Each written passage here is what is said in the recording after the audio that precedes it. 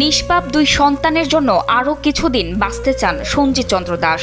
হার্টের ভালভ নষ্ট হয়ে যাওয়ায় প্রয়োজন জরুরি অপারেশন, কিন্তু দরিদ্রতার কষাঘাতে জর্জরিত সঞ্জিতের জন্য অপারেশনের টাকা জোগাড় করা অসম্ভব। আমার বাবার একটি হাড়ের বাল্ব নষ্ট হয়ে গেছে এবং হার্ট বড় হয়ে গেছে, হাতের রক্তনালী ছিদ্র হয়ে গেছে।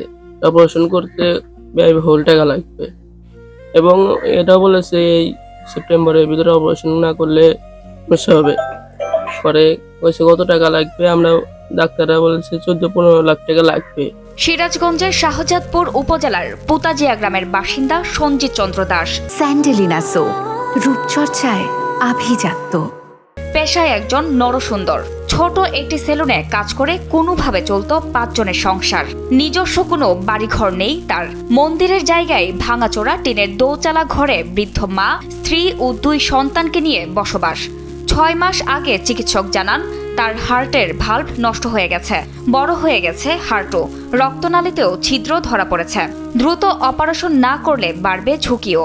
সামান্য কিছু সঞ্চয় যা ছিল তা নিয়ে চিকিৎসার জন্য ভারতে যান তিনি।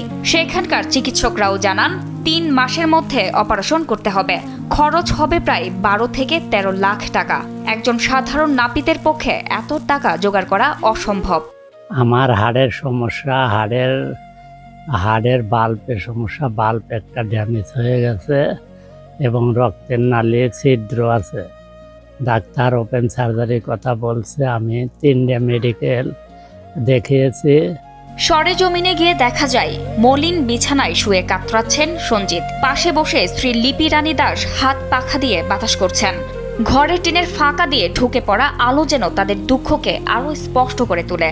উপার্জন বন্ধ হয়ে যাওয়ায় সংসারে নেমে এসেছে চরম অনিশ্চয়তা। বন্ধ হয়ে গেছে 2 সন্তানের পড়াশোনাও। খাবার জোগাড় করা কঠিন হয়ে পড়েছে পরিবারটির জন্য। আমার স্বামী যা রোজগার করতো তাই নিয়ে আমাদের সংসার চলতো।